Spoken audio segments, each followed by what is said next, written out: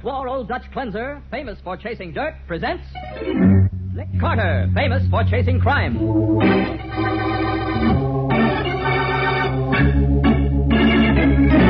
Each week at this time, two great names are joined as new post-war Old Dutch cleanser brings you one of the most resourceful and daring characters in all detective fiction, Nick Carter, Master Detective.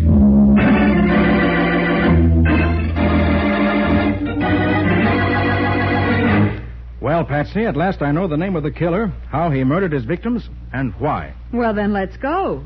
Let's go where? Why, let's go arrest him, of course. Not so fast, Patsy. There's still one slight hitch. Hitch? What is it? Well, I know all these things, but I can't prove a darn one of them.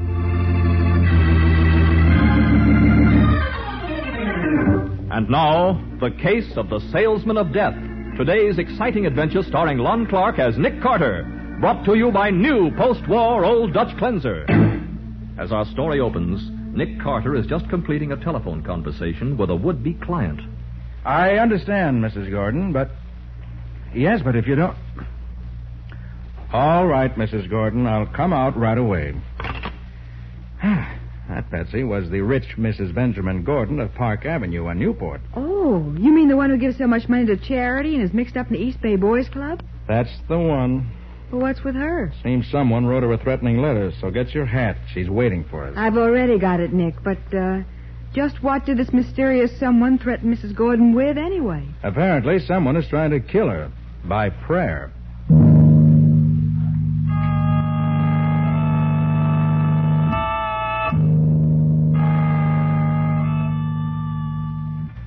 Almighty powers too great for the mind of mortal to know, I pray you grant the boon of death to the woman, Mrs. Benjamin Gordon. La, la,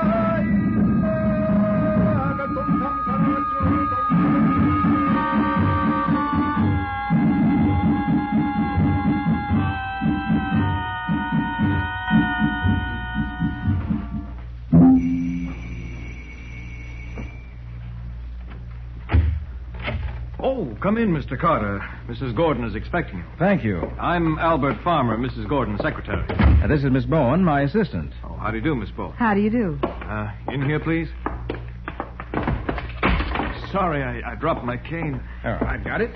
Thank you. I turned my ankle last week, and I'm still clumsy with this cane. Here, through the store, please. Thank you.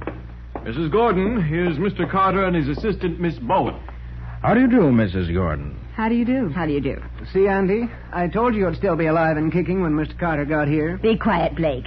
This is my nephew, Blake Gordon, Mr. Carter. He's lazy and impertinent. Pay no attention to him. Now, Andy, you know Mr. Carter will suspect me instantly. I'm the only one who has any reason to want you dead. I'm the only one who inherits anything, except those charities of yours. That's enough, Blake.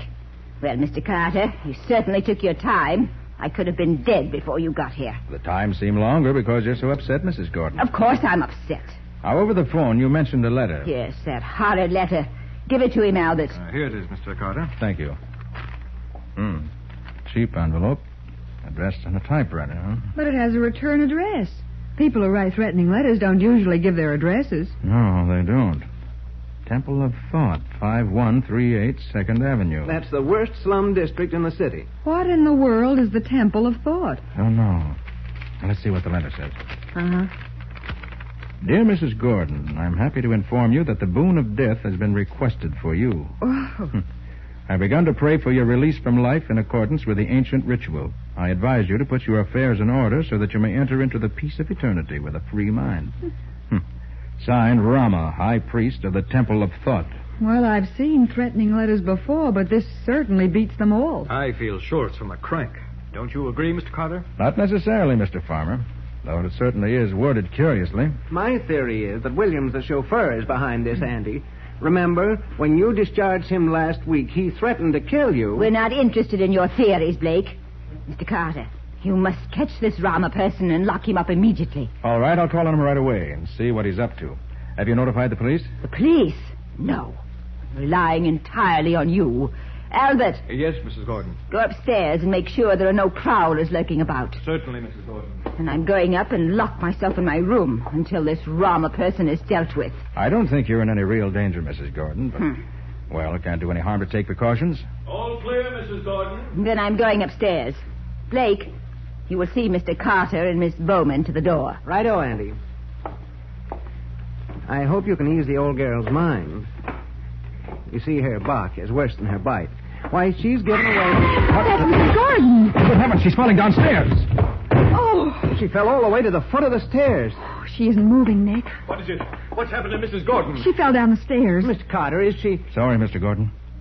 But your aunt is dead.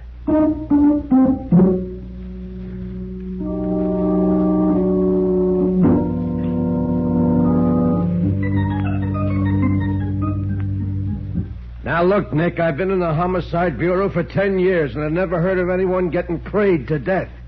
That's strictly screwball stuff. I know, Matty, but just the same, 2 hours after she received that letter, Mrs. Gordon died. But accidentally, Nick. Annie the maid and Blake Gordon the nephew swear they saw her fall down the stairs, break her neck when nobody was near her. That's true, I know, but... And her secretary who was upstairs swear there was no one in the upper hall. Well, even so, Matty. Okay, it was an accident. She fainted or had a heart attack. Matty, did you notice that according to the coroner's report, there was a curious bruise on her body, a small round bruise directly over the solar plexus? So what? Naturally, she bruised herself falling downstairs. But she fell backwards. Oh, listen, Nick. All right. Will you... Anyway, I thought you'd want to question this Rama with me. That's why I left Patsy at the office and stopped by for you. Of course, I want to talk to him, but I still say you don't kill people by praying them to death.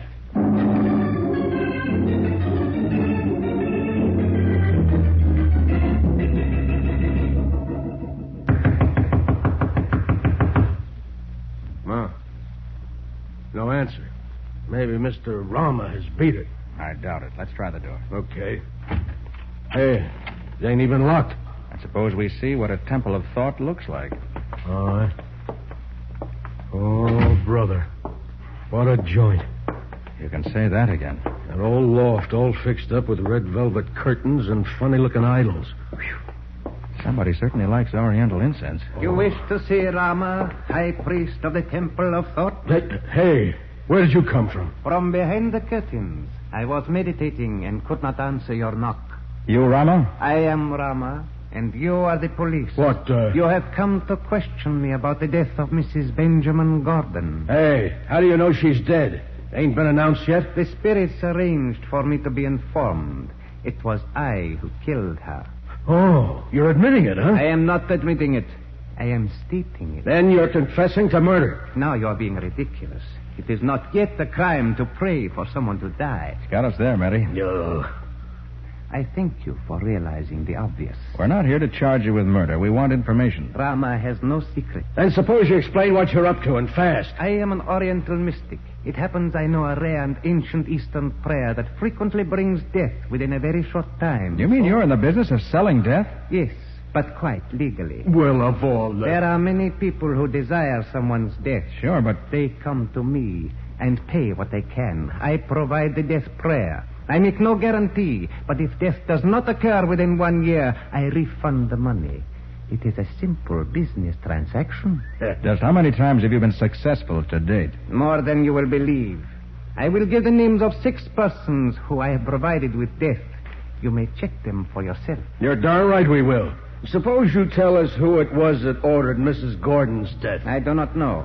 What do you mean you don't know? The order came by mail with $500 bills enclosed. 500? The note was composed of words clipped from newspapers and simply asked me to pray for the death of Mrs. Gordon. Uh-huh. So you prayed and she dies? Yes.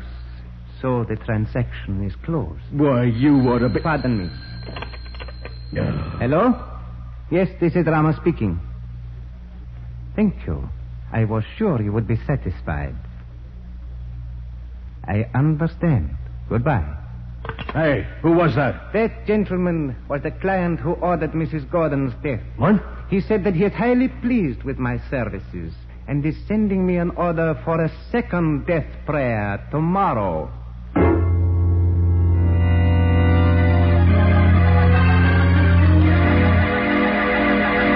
Well, apparently Nick has encountered a new and baffling method of murder. We'll find out more about it in just a moment. Now, Now, back to the case of the Salesman of Death. Today's adventure with Nick Carter, brought to you by new post-war Old Dutch Cleanser. It is the morning after the mysterious death of Mrs. Benjamin Gordon. Nick and Patsy at the office are trying to puzzle out the truth of the case. Nick, could Rammer have had anything to do with Mrs. Gordon's death? Or was it just one of those horrible coincidences that she fell down the stairs? The answer is no to both questions, Patsy. Well, do you suppose Mrs. Gordon's nephew and that maid Annie are lying when they say they saw her fall down the stairs and that nobody was anywhere near her? Well, could be. So far, Blake Gordon is the only person we know who has a motive. Yeah. He gets $100,000 in the old lady's will. And he needs it. Well, he'd get more, except that the rest of her money goes to charity. True. Say, how about that chauffeur Williams Mrs. Gordon fired last week? Well, we're checking on him. Oh. Well, just the same, I can't help believing that Rama may have some kind of strange power. Yes, on the face of it, Rama's powers are very convincing. Only I'm not convinced. Well, yesterday he said his client was going to order another death prayer. And if somebody else dies now, then we'll know Rama's on the level. I hope we can see to it that no one else does die. Matty's going to let me know if he gets a report from anybody who... Hey, Nick. Nick. Hey, what the devil's the matter, Matty? Come on, Nick. I got a squad car outside. Just had a phone call from old Hiram Worth. That devil Rama started praying him to death. Hiram Worth? Yeah. But he's one of the richest men in the city. Well, look, Matty, I better phone him first. Oh, for the love of heaven. I want Nick, to tell him we're on the way and warn him to be careful. It'll only take a minute. Well, okay, but make it fast. That Rama guy's probably praying for him to die right this moment. Yeah. Hello? Hello, I'd like to speak to Mr. Worth, please. I'm sorry, but that is impossible. But this is Nick Carter speaking. I'm sorry, Mr. Carter, but Mr. Worth cannot come to the phone. He died 5 minutes ago.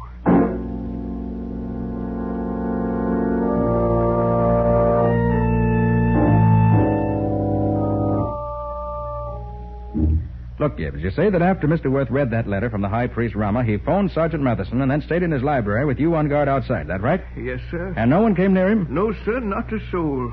Mr. Worth was very much upset at reading about the death of Mrs. Gordon, and he was taking no chances. Did he know Mrs. Gordon? Oh, yes, sir. The two of them founded the East Bay Boys Club.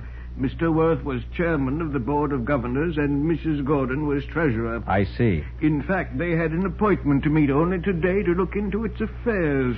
They were very disturbed about something. Yeah, well, that's got nothing to do with the fact that they got killed. Now, let's... Not so fast, Matty. What? This East Bay Boys Club seems to be a link between Worth and Mrs. Gordon. The only genuine link we found. Well, sure, but... Well, then, as much as their deaths must be tied together somehow, maybe it's through this boys' club. I don't see how they could be, Nick. Well, neither do I yet. But, Gibbs. Yes, sir. You didn't leave the house for a single minute. Just long enough to slip outdoors and mail a letter for Mr. Worth. But I wasn't gone more than a minute or so. What was the letter you mailed? Why, this morning, along with the letter from this Rama person, Mr. Worth also received a letter from a Mr. Smith in Raleigh, North Carolina, offering to sell him a rare early American glass bowl at a very good price. Mr. Worth was very keen on early American glassware. So I've heard. Go on, please. Well, he'd been searching for just such a bowl for years.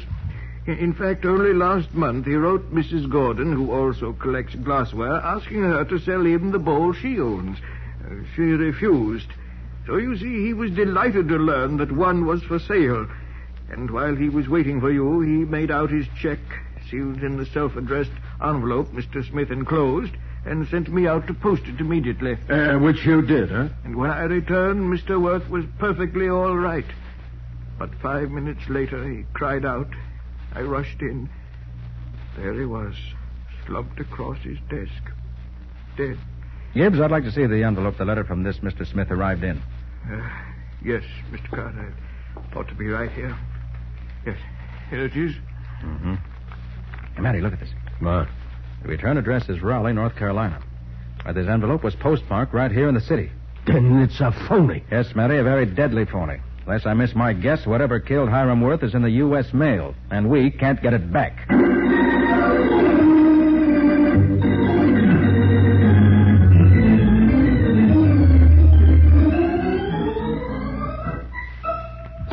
Hi, Patsy.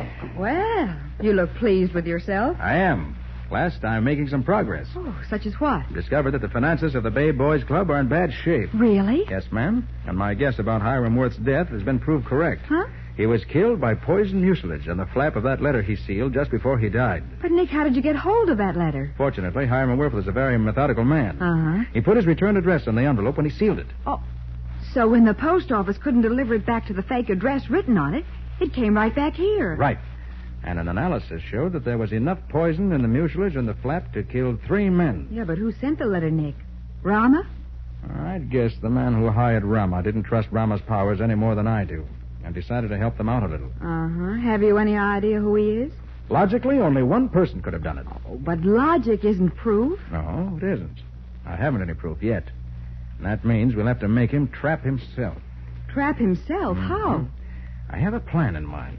Pretty elaborate, but if it works, we'll be able to wash the whole case up tonight. Oh, that'll be swell. And as our first step, Patsy, we're going to call on Mr. High Priest Rama.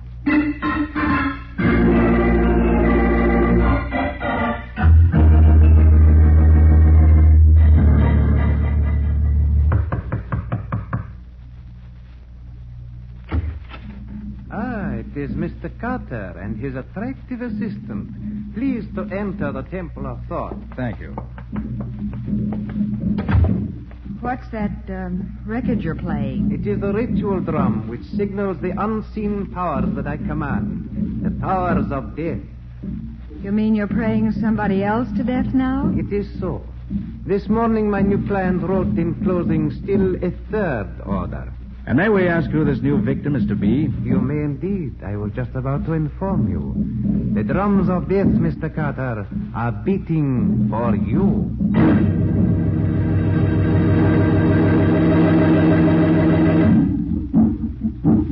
So now Nick himself is to be prayed to death. And when the high priest Rama begins his strange spell, something fatal always happens. We'll find out how Nick evades the deadly fate that has already overtaken at least 2 victims in just a minute.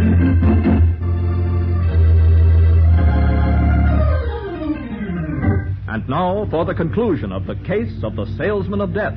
Today's Nick Carter adventure, brought to you by new post-war Old Dutch cleanser. It is evening. And at Nick's request, everyone connected with the case, including Sergeant Matheson, has gathered at the Temple of Thought. Uneasily, they sit in a circle in the dimly lighted room, while Rama, the mysterious high priest, stands aloof in flowing robes and a fantastic turban. Quiet, everyone, please. Quiet, please.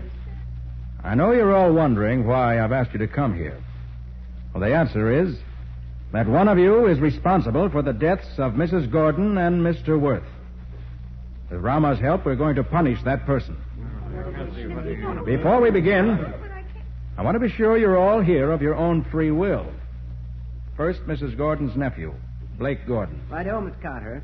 I haven't been so intrigued in years. Mrs. Gordon's maid, Annie. I said I'd come, and I'm here. But I don't like this place. It scares me. We won't be long, Annie. Oh. Albert Farmer, Mrs. Gordon's secretary. I'm here voluntarily, Mr. Carter. Glad to help out if I can.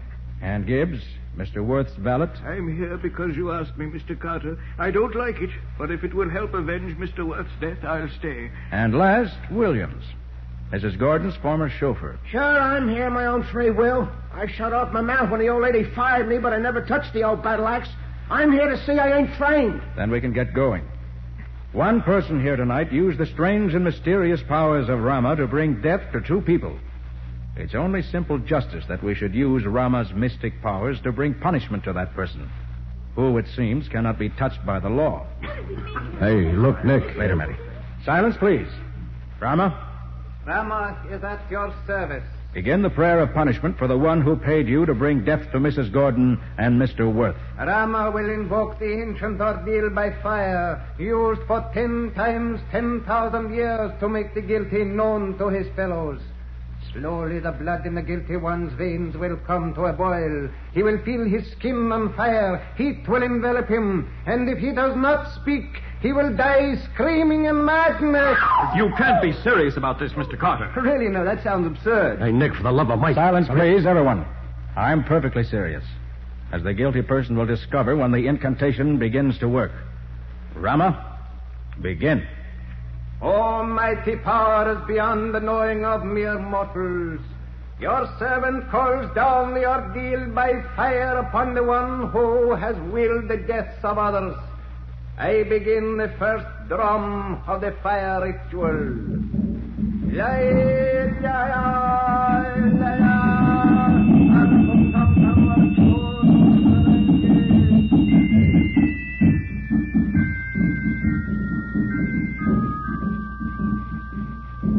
I'm enjoying the music, but nothing seems to be happening. I'm afraid. I want to go home. Hey, you gotta let me out of here. Those drums are giving me the willies. Mr. Carter, I can't stand it much longer. I can't. Silence, everyone. Oh, this is all just a trick of some kind. Stop those drums and let us out of here. Why, Mr. Farmer, you're perspiring badly. Your face is flushed. You feeling too warm? No.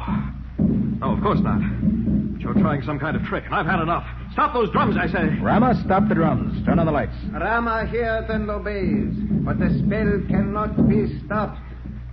Mr. Farmer, your face is streaming with perspiration. Your skin is as red as fire. You sure you don't feel uncomfortably warm? What if I do? You can't fool me. You're up to some hocus pocus. You poisoned me. You're trying to pin this whole thing on me, but you can't do it. You haven't had a thing to eat or drink since you came here. You haven't been poisoned. You've turned the heat on in here. You're all in some kind of a plot. No one else is suffering from the heat. No, Mr. Farmer. Rama's spell is working, and nothing can stop it. Nothing but a confession by the guilty person. You're lying. Rama's just a fake. I looked him up. I know just how big a fake he is. Then why do you feel as if you were on fire? Your skin is burning hot. That proves Rama's spells are no trickery. No, I've used Rama to fool you all from the beginning, but you can't use him to fool me. I won't be tricked into confessing. I won't be... But you have confessed, Farmer. Okay, Mary, put the handcuffs on him.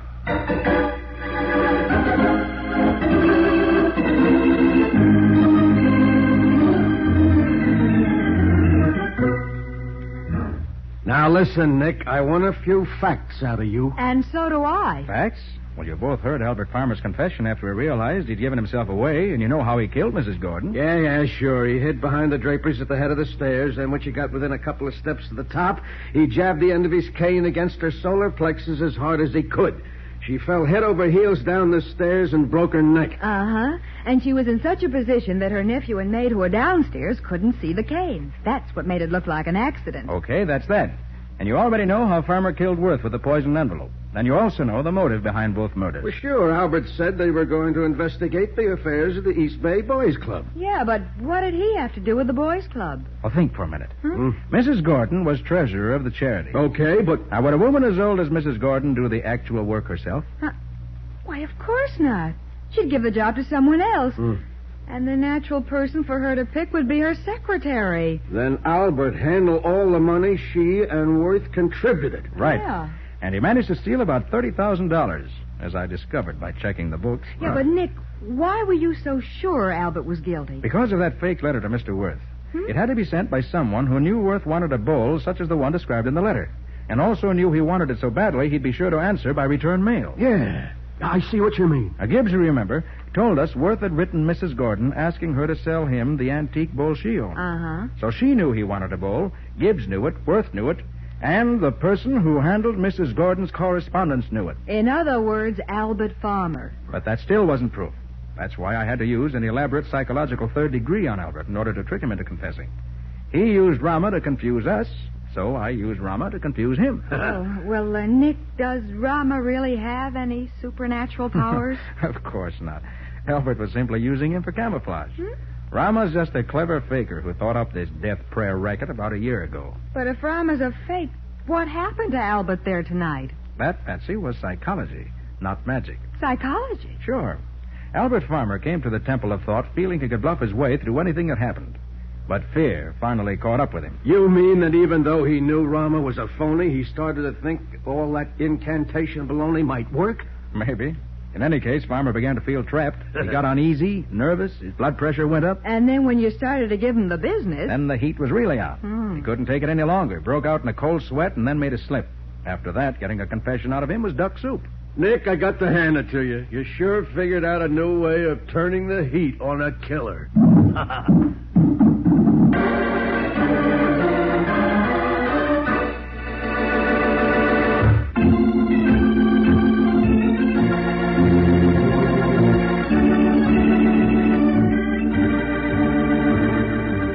Nick Nick Carter, Master Detective, is presented each week at this time by the Cudahy Packing Company. It is produced and directed by Jock McGregor and is copyrighted by Street and Smith Publications, Incorporated. Charlotte Manson is featured as Patsy. Ed Latimer plays Matty. Today's script was written by Robert J. Arthur. Original music is played by Henry Silverne. This program is fictional, and any resemblance to actual persons, living or dead, is purely coincidental. Next Saturday, and in the days to follow, millions of red paper poppies will appear on coats and dresses all over America. In this way, with our dimes, quarters, and dollars, we help our disabled veterans to help themselves.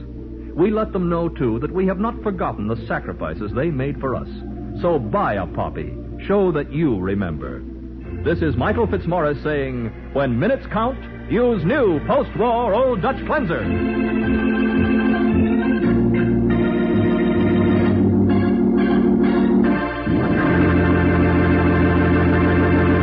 This is the Mutual Broadcasting System.